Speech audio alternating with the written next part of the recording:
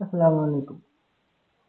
আমরা গত পর্বে দেখছিলাম যে এখানে একটা লিনিয়ার লেআউট হরিজন্টাল নিয়েছিলাম, তার ভিতরে ৩ টা বাটন তৈরি করি। সেম ভাবে আমরাও এখানে এইভাবেই নিব। নেওয়ার পরে ৩ টা বাটনের পরিবর্তে ৩ টা বাটন করলে আমরা ৩ টা আইকন ব্যবহার করব। ৩ টা আইকন ব্যবহার করব এবং নিচে একটা লেখা থাকবে। ঠিক আছে? যেমন এবিটি নিচে একটা লেখা থাকবে। আমরা এভাবে একটা ডিজাইন করব। তার মানে কি? একটা যে এভাবে কি করে ডিজাইন করতে হয় সেটা আমরা দেখব। তো চলেন তাহলে দেখি কিভাবে করা যায়। আমরা গত পর্বে এই পর্যন্ত এসেছিলাম, 3টা বাটন নিয়েছিলাম, বাটনের ভিতরে তিনটা তিনটা বাটন নিয়েছিলাম। 3টা বাটন কেমন ভাবে জায়গা দিয়েছিলাম যাতে তিনটাই সম পরিমাণ জায়গা নিয়ে থাকে, কেউ কম বেশি নিয়ে থাকবে না। তো আমরা গত ক্লাসে যে কোডিং গুলো করতাম সেগুলো মুছে দিয়ে আমরা নতুন করে আবার করি। এখানে মুছে দিলাম দিয়ে নতুন ভাবে যদি করতে চাই তাহলে কি হবে, আমরা এখানে প্রথমে একটা লিনিয়ার লেআউট নেব। আমাদের এটা কি আছে, এটাকে ভার্টিক্যাল, তাই না? আমরা এখানে 3টা ভার্টিক্যাল, এটা আমরা মুছে দিই, এগুলো আমাদের দরকার নাই, এগুলো মুছে দিই।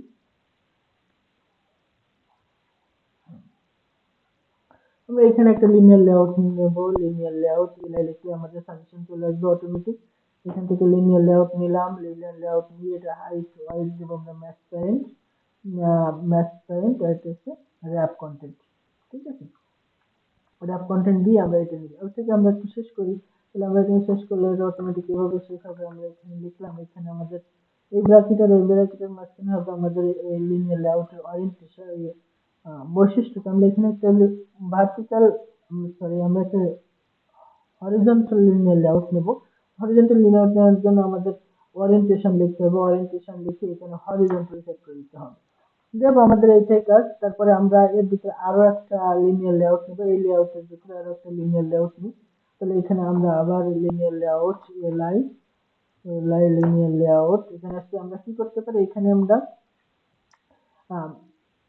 র‍্যাপ কন্টেন্ট র‍্যাপ কন্টেন্ট নেব। র‍্যাপ কন্টেন্ট দিয়ে আমাদের এটা হবে র‍্যাপ কন্টেন্ট, আর নিচেতে হাইট হবে আমাদের, আমরা একটা ডিজাইন করে দিতে পারি। ঠিক আছে? এখানে আমরা যদি একটা পিক্সেলে আমরা একটা হাইট দিয়ে আমরা যেমন সাপোজ আমরা 100 পিক্সেল 100 ডিপি একটা সাইজ দিয়ে দিলাম, 100 ডিপি, তাই না? 100 ডিপি দেওয়ার পরে এখানে আমরা এটার ওরিয়েন্টেশন দেব ভার্টিক্যাল ওরিয়েন্টেশন। ভার্টিক্যাল কারণ আমাদের আইকনটার নিচে একটা লেখা থাকবে, এই জন্য ভার্টিক্যাল দিতে হবে। মনে আছে যে ভার্টিক্যাল অর্থ হচ্ছে একটার পরে একটা, একটার পরে একটা, আর হরিজন্টাল হচ্ছে একটার পাশে একটা, এইভাবে হবে। তাহলে আমরা এইভাবে আরো একটু শেষ করি।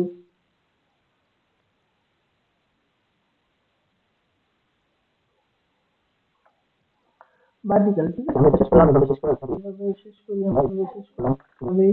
তারপরে আরো একটা লিনিয়ার, আমরা এটা কপি করি, আমরা 3টা লিনিয়ার লেআউট নিব মোটামুটি। তাহলে আমরা একটু কপি করে, তো তাহলে আমাদের কাজের সুবিধা হবে। এখানে আমরা 3টা লিনিয়ার লেআউট, ঠিক আছে? দেখেন আমরা এখানে 3টা লিনিয়ার লেআউট নিচ্ছি পাশাপাশি, তাই না? 3টা লিনিয়ার লেআউট নিয়ে এর ভিতর 3টা লিনিয়ার লেআউট নেওয়ার পরে আমরা এখান থেকে কি করতে পারি, এখানে আমরা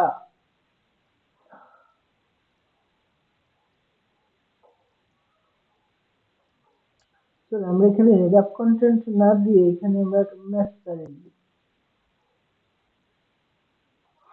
এখানে আমরা ম্যাথ প্যারেন্ট দিই। তাহলে কি হবে,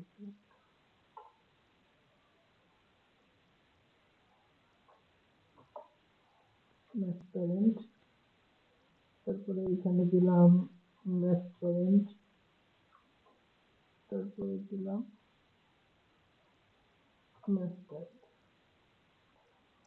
দেখেন ম্যাথ প্যারেন্ট দিলে এখানে একটাই দেখাচ্ছে, কারণ কি আমরা এখানে 3টা যদি ভাগ করতে চাই তাহলে আমাদের মাদার যে লেআউটটা এটা, এই যে আমরা কি করবো, এখানে একটা ওয়েট সাম ধরে দিয়ে আসবো। ওয়েট সাম ডাব্লিউ দিলেই চলে আসবে অটোমেটিক। ওয়েট সাম 2 নম্বরে ওয়েট সাম দিলাম আমরা এখানে মনে করেন 60, 60 দিলাম ওয়েট সাম। ওয়েট সাম দেওয়ার পরে আমরা তারপরে কি করবো, এখানে আমরা প্রতিটা লেআউটের একটা করে ওয়েট ধরে দিয়ে আসবো। ওয়েট ওয়েট লেআউট ওয়েট 20, প্রতিটা ইসে আমরা যদি দিয়ে আসি লেআউট ওয়েট 20, ওয়েট লেআউট 20, তারপরে দিলাম লেআউট ওয়েট 20, ঠিক আছে? এভাবে 20। দেখেন তাহলে আমাদের 3টা জায়গা সমানভাবে জায়গা তৈরি হয়েছে। কিন্তু এখানে আরো একটা সমস্যা আছে, এখানে যদি আমরা লিখি, যে কোনো কিছু লিখে যাই তাহলে কিন্তু জায়গা কম বেশি হবে। গত পর্বে আমরা দেখছিলাম, মনে আছে সবার? এখানে আমরা আরো একটা জিনিস আমরা কি করতে পারি, এখানে এই যে ম্যাসপারেন্ট দিয়েছে এটা যদি আমরা ফিল টাইম করে দিই, কিন্তু উইথটা যেটা আছে এটা যদি আমরা ম্যাসপারেন্টের জায়গায় ফিল পয়েন্ট করে দিই তাহলে কি হবে, তাহলে আমাদের জায়গাগুলো কম বেশি হবে না, সবাই জায়গাগুলো একই রকমের হবে। ফিল প্যারেন্ট এখান থেকেও ফিল প্যারেন্ট করে দিলাম, ঠিক আছে। আচ্ছা, তাহলে দেখেন এখানে আবার সমান জায়গা নিচ্ছে, কেউ কম বেশি জায়গা নেই, কারো কমও নেই, কারো কম বেশি নেই। এখন আমরা এর ভিতরে কি করব, আমরা এখানে লিখতে পারি একটা টেক্সট ভিউ। আমরা প্রথমে একটা কি, একটা আইকন নেব। আইকনের জন্য আমাদের কি করতে হবে, প্রথমে একটা ইমেজ ভিউ নিতে হবে। ইমেজ ভিউ স্ল্যাশ দিয়ে ইমেজ, আমরা ইমেজ ভিউ নিতে পারি। ইমেজ ভিউ নিলাম। ইমেজ ভিউ কি ম্যাসপারেন্ট না, র্যাপ কন্টেন্ট। র্যাপ কন্টেন্ট আর এখানে দিলাম আমরা 100, সরি এখানেও দিলাম র্যাপ কন্টেন্ট, ঠিক আছে। আমরা র্যাপ কন্টেন্ট দিলাম। এখানে আমাদের ইমেজ আমরা একটু শেষ করে এই লেখাটা, তারপরে সেখানে আমাদের একটা ইমেজ হিসাবে এসআরসি লিখলে এখানে আমাদের একটা ছবির দরকার, আমরা একটা ছবি নিয়ে আসবো। আমরা একটা ছবি ডাউনলোড করে আইকন ডাউনলোড করার জন্য আপনি এখানে যে আইকন ডাউনলোড লিখে যদি সার্চ দেন তাহলে দেখেন অনেকগুলো অপশন চলে আসবে, অনেকগুলো অপশন আসবে। তাই সেখান থেকে আপনারা এই যে অপশনটা আছে, এই যে icons8.com, এই অপশন ঢুকে এখানে অনেকগুলো অপশন পাবেন। এখান থেকে যে কোনো ফ্রি ডাউনলোড করতে পারবেন। এখান থেকে যে কোনো যেটা পছন্দ সেটাকে ক্লিক করে এখানে ডাউনলোড করে নিন, ঠিক আছে। তো আমরা আজকে ডাউনলোড করছি, সেখান থেকে আমরা নিয়ে আসি।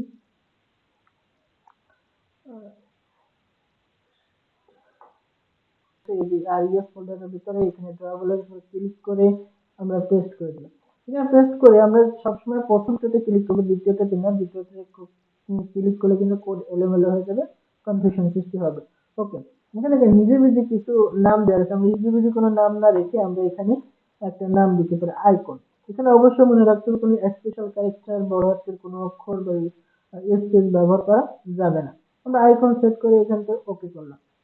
ওকে, এখন আমরা যদি এখানে লিখি আইকন, যদি আই দিয়ে দেখেন এখানে এই যে ড্রাবল আইকন চলে আসবে। ড্রাবল আইকন এটা আমরা সিলেক্ট করে দিলাম। ওকে, তাহলে দেখেন আমাদের একটা আইকন চলে আসছে এখানে। তারপরে কি হবে, আমরা নিচে একটা কি দেবো, টেক্সট। তাহলে নিচে আমি ক্লিক করে আবার একটা টেক্সট ভিউ নেবো।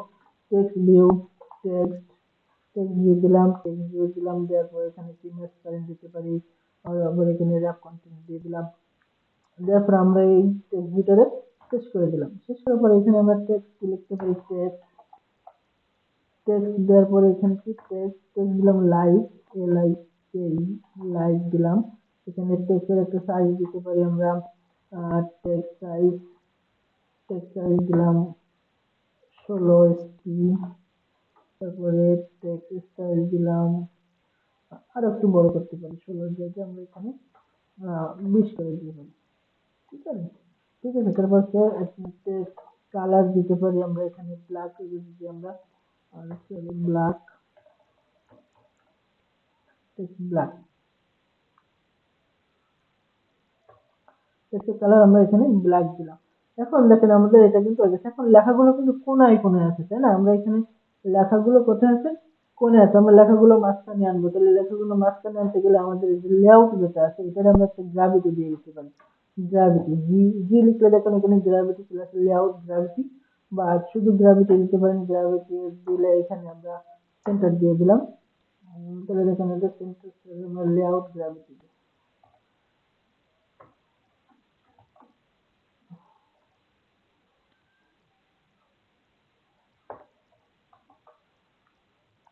লেআউট গ্রাভিটি সেন্টার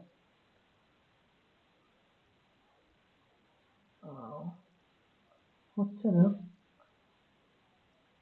আচ্ছা, লেআউট, তাহলে আমরা লেআউট গ্রাভিটি না, এখানে আমরা শুধু গ্রাভিটি ব্যবহার করি।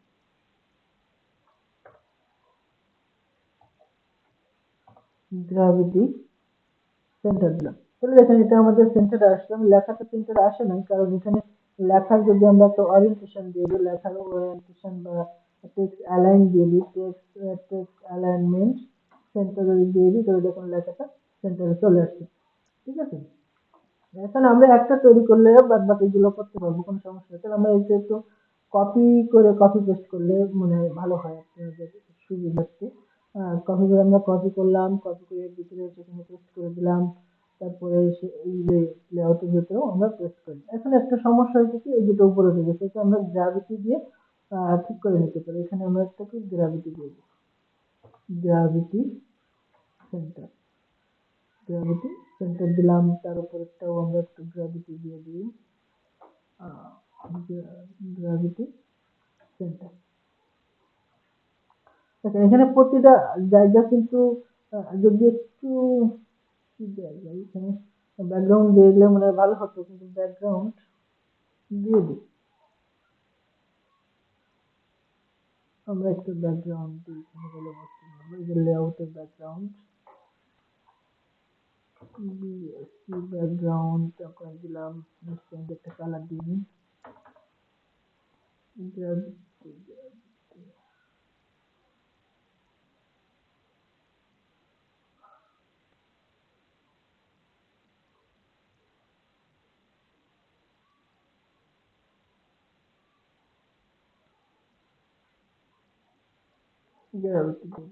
আমরা একটা কালার ব্যাকগ্রাউন্ড কালার দিয়ে দিলাম। তো আমরা ব্যাকগ্রাউন্ড কালারটা এটা আমরা প্রতিটা এসে একটু কপি করি, কপি করে দিয়ে দিই, তাহলে দেখতে ভালো হবে। Sorry, background,